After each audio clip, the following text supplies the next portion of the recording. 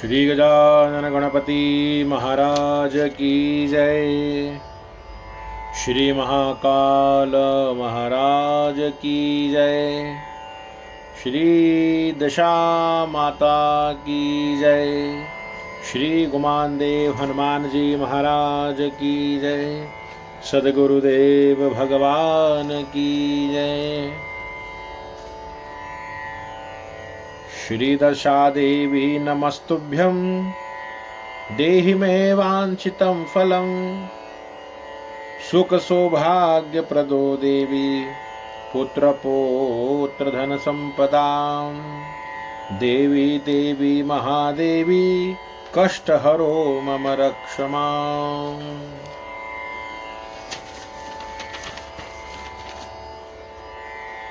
समय को महत्व देने वाली श्री दशा माता की यह उत्तम व्रत कथा प्रत्येक प्राणी को बड़े प्रेम, स्नेह, श्रद्धा और विश्वास के साथ श्रवण करनी चाहिए।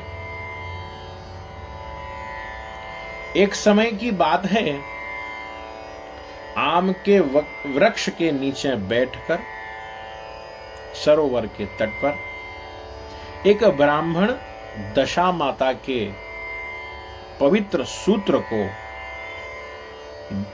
लोगों को बांट रहा था।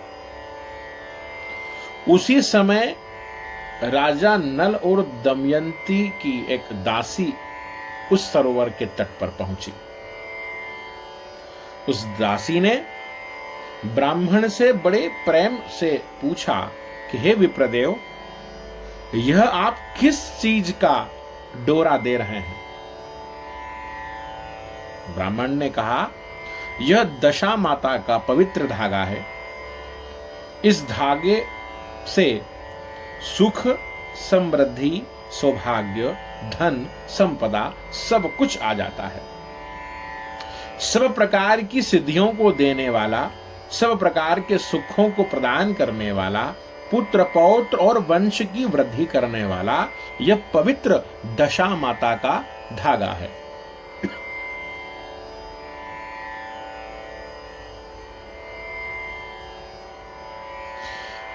दासी ने उसी समय अपनी महारानी दमयंती के पास पहुंचकर इस चमत्कारिक धागे के बारे में पूरी कथा कह सुनाई। इस धागे से धन, संपदा, ऐश्वर्य सब कुछ मिलता है। रानी ने कहा, यदि यह चमत्कारिक धागा है तो जाकर इसे लेकर आओ। दासी ने रानी की आज्ञा को प्राप्त कर उस ब्राह्मण से उस पवित्र धागे के बारे में सारी कथा महत्व को श्रवण करके विधि को जानकर रानी के पास चली आई। रानी साहिबा ने बड़ी श्रद्धा और पवित्रता से उस धागे को पूजन करके अपने गले में धारण किया। रानी ने विधि विधान से दशा माता का पूजन कर पीपल के वृक्ष का पूजन और उसकी परिक्रमा दे करके दशा माता के उस पवित्र धागे को 10 गांठ लगाकर अपने गले में धारण किया। दोपहर का समय हुआ। राजा नल का भोजन करने का समय हुआ और उसी समय रानी ने चांदी की चौकी पर बैठाकर स्वर्ण की थाल में राजा को भोजन परोसा। राजा ने रानी के गले में उस कच्चे सूत के धागे को देखा।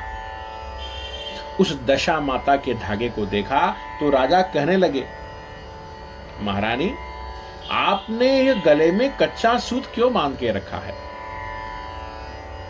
आपको किसी प्रकार की कोई कमी नहीं है। सोने चांदी के आभूषण, हीरे जवाहरात, नवरत्न सब कुछ आपके पास में है। फिर आपने इस कच्चे सूत के धागे को अपने गले में क्यों बांधा? कहीं तुमने अपने वश में करने के लिए तुम इस धागे को नहीं बांधा? राजा को शंका हुई। रानी के ऊपर कई दोषारोपण किए कि तुमने मुझे अपने वश में करने के लिए इस धागे को अपने गले में धारण कर लिया है। राजा ने रानी के गले से वह धागा निकाला और जलते हुए चूल्हे में डाल दिया। रानी ने दौड़कर उस जलते हुए चूल्हे से उस धागे को निकाला, दूध में डालकर उसको पी गई। इस कृत्य से रानी बहुत दुखी हुई। रात्रि में निद्रा नहीं आई। अर्धरात्रि होने पर दशा माता ने रानी दमयंती को स्वप्न में आकर दर्शन दिया। पूछने लगी कि दमयंती, सो रही हो या जाग रही हो? रानी ने कहा, मां मैं दुखी हूं, मैं कैसे सो सकती हूं? माता ने कहा, जो अपराध तुमसे बना है उसका दंड तुमको मिलेगा। माता ने कहा कि दंड का अपराध तो निश्चित तुम्हें मिलेगा। तुम्हारी सब संपदा, धन, वैभव सब कुछ नष्ट होगा। तुझको दारुण दुख होगा। ऐसा कहकर माता अदृश्य हो गई। रानी की नींद खुली। रानी ने देखा शरीर पर जो कुछ कपड़े हैं केवल वही बचे हैं, बाकी सब कुछ नष्ट कर दिया है। रानी ने राजा को उठाया, कहा, राजा साहब, आपने जो अपराध किया है उसका दंड हमें माता ने दिया है। हमारा साम्राज्य, हमारी संपदा सब कुछ नष्ट हो गया है। दोनों ने अपने बुरे दिन को जानकर चुपचाप नगर को छोड़ दिया और अपने साथ कुछ टूटे फूटे बर्तन लेकर नगर से बाहर चले गए।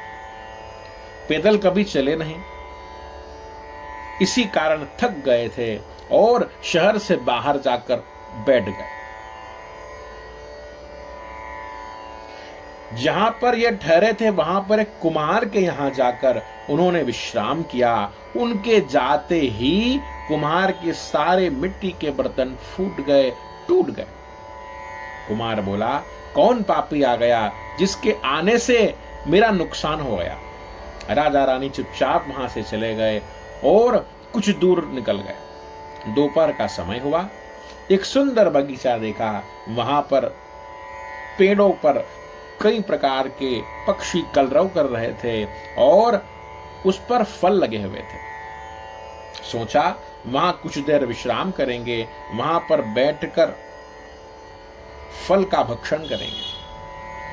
जैसे ही वहां पर बैठे, सारे फल अपने आप टूटने लगे और उसमें कीड़े लग गए।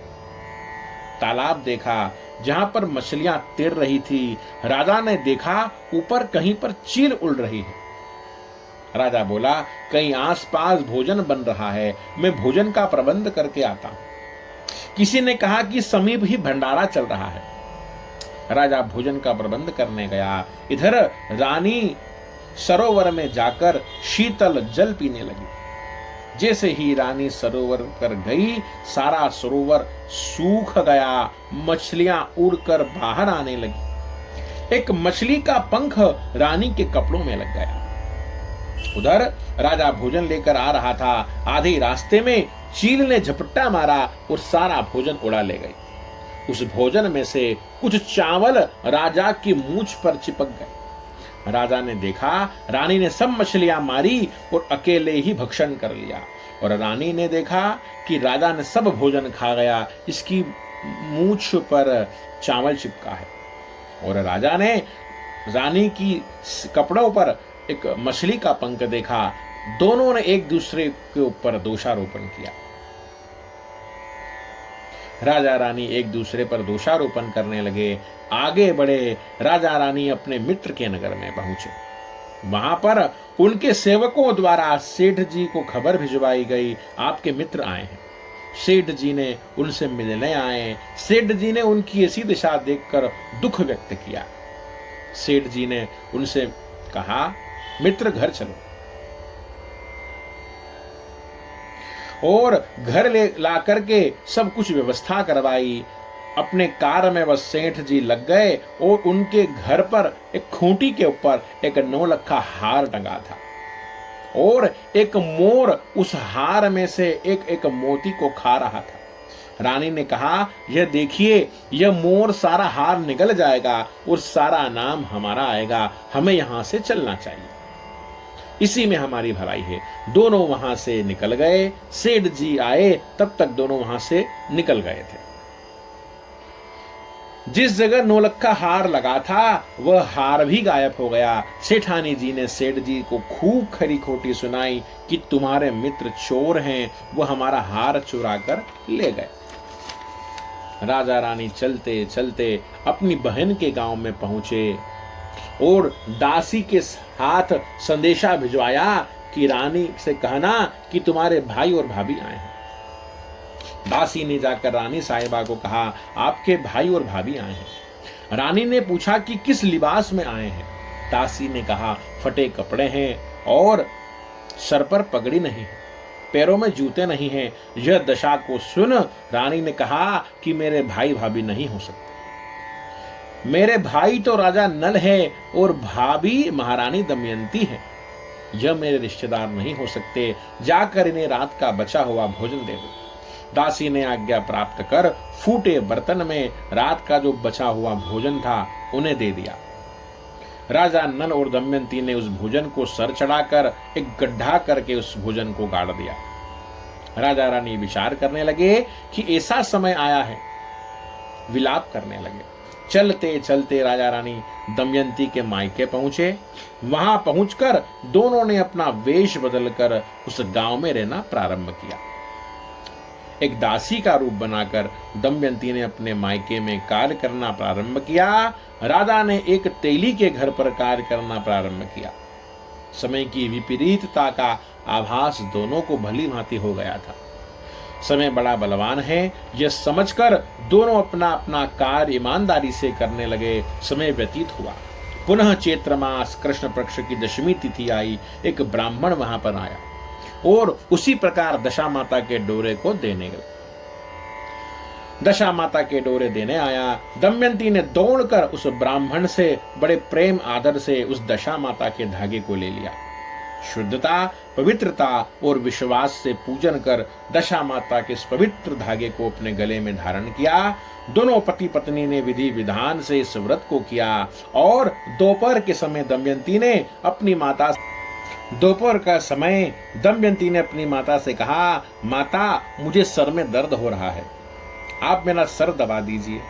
और ऐसा कहकर अपनी माता के आगे बैठ गई। माता ने जब दमयंती के सर में देखा तो उसके आंसू गिरने लगे। दमयंती ने अपनी माता से पूछा, आप क्यों रो रहे हैं? तब उसकी माता ने कहा, जिस प्रकार तुम्हारे सर में पद्म का निशान है, उसी प्रकार मेरी बेटी के सर में भी इसी प्रकार एक निशान था। दमयंती वहां से चली गई और रात्रि में दमयंती के स्वप्न में दशा माता ने दर्शन दिए। पूछने लगी, सो रही है बेटी या जाग रही है? दमयंती ने उत्तर दिया कि मां, मैं दुखी हूं, मैं कैसे सो सकती हूं। दशा माता ने दमयंती को स्वप्न में कहा, आज से तुम्हारा खराब समय खत्म हुआ, अब तुम्हारा शुभ समय आ गया है। इस व्रत के प्रभाव से पुनः तुम्हारे सुख और संपदा, ऐश्वर्य, साम्राज्य होगा। ऐसा कहकर दशा माता की स्वप्नवाणी चुप हुई। प्रातः काल दमयंती के शरीर पर पुनः राजसी वस्त्र आभूषण आ गए। जब सुबह दमयंती काम पर नहीं गई तो रानी साहिबा ने अपनी दासी को दमयंती के घर भिजवा दिया। घर जाकर उस दासी ने देखा कि दमयंती के सारे शरीर पर राजसी वस्त्र और आभूषण हैं। इतना सुनते ही रानी साहिबा ने दमयंती के घर जाकर इस नजारे को देखा। जैसे ही रानी ने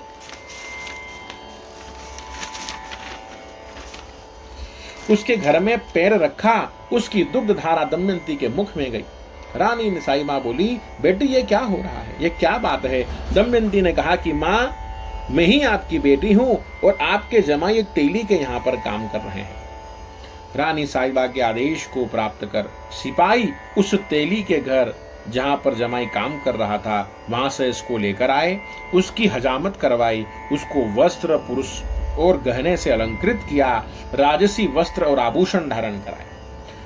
बहुत समय दमयंती एवं राजा नल ने अपने ससुराल में समय बिताया। अब राजा ने कहा कि हमें हमारे राज्य में लौटना चाहिए। सारे लाव लश्कर के साथ में राजा ने अपनी यात्रा प्रारंभ की और चलते चलते अपनी बहन के गांव में गए। और एक दूत के द्वारा संदेशा भिजवा दिया कि आपके भाई और भाभी आए हैं। बहन ने पूछा कि कैसी दशा है। दासी ने कहा कि हाथी, घोड़े, ऊंट, बहुत सारे बंधु वर्ग आए हैं और पूरे लाव लश्कर के साथ पधार गए हैं। इतना सुनते ही बहन ने अपने भाई भाभी से मिलने के लिए सोने की थाली में आरती तैयार की और अपने भाई भाभी से मिलने के लिए पहुंची। उसी समय राजा ने पूर्व में जो अपनी बहन के द्वारा रात का बचा हुआ भोजन जो गड्ढे में गाड़ दिया था वह निकालकर सोने चांदी के बन गए थे। जब बहन ने अपने भाई को तिलक लगाया तो उपहार में उसी बर्तन को दिया जो उसने पूर्व में अपनी दासी के हाथ भिजवाए थे, जो अब सोने के और चांदी के बन गए थे। राजा ने अपनी यात्रा आगे बढ़ाई, अपने संबंधी के गांव में गए, दूत के हाथों खबर भिजवाई कि आपके संबंधी आए हैं। वह सेठ राजा से मिलने आया और अपने घर पर ले गया। घर पर ले जाकर उसी कमरे में बैठा दिया जहां पर पहले बिठाया था। उस समय वह मोती का हार उसने निगल लिया, वह पुनः उगलने लगा। इस दृश्य को देख सभी समझ गए कि राजा रानी गलत नहीं थे, सब समय की मार थी। राजा रानी ने अपने आगे की यात्रा प्रारंभ की।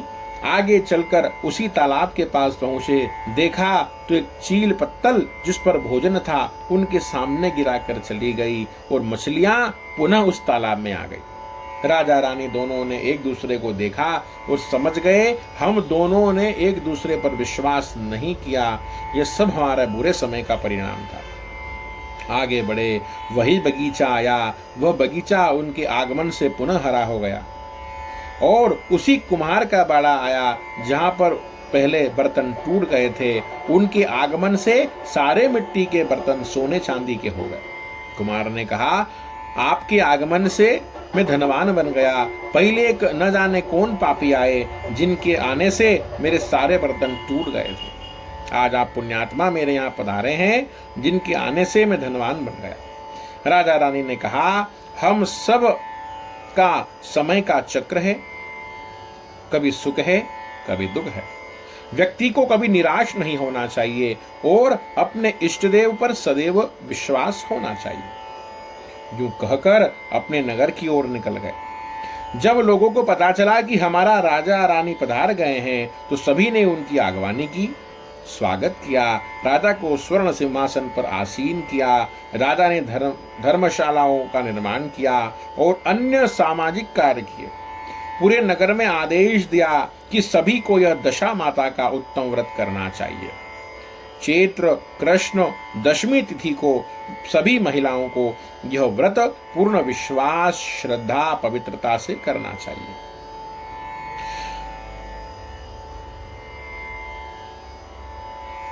यह दशा माता का व्रत पूरे प्रेम विश्वास से करना चाहिए। इस व्रत को जो करेगा उसकी सभी मनोकामनाएं पूर्ण होगी, सुख, वैभव, संपदा सब कुछ प्राप्त होगा। जैसे दशा माता ने बाद में राजा नल और दमयंती पर कृपा की, ऐसे हम सभी पर माता दशा की कृपा सदैव बनी रहे। जय बोलो दशा माता की जय। अच्युतं केशवं श्रीरामनारायणं श्रीकृष्ण दामोदरं श्रीवासुदेवं हरि श्रीधवं माधवं श्रीगोपिकावल्लभं श्रीजानकीनायकं श्रीरामचन्द्रं भजे श्रीराधिकानायकं श्रीकृष्णचन्द्रं भजे। बोलिए दशा माता की जय। महाकाल महाराज की जय। श्री लक्ष्मी नारायण भगवान की जय। श्री गुमान देव हनुमान जी महाराज की जय। अन्नपूर्णा माता की जय। सद्गुरुदेव भगवान की जय। शिव नमः पार्वती पतये। हर हर महादेव।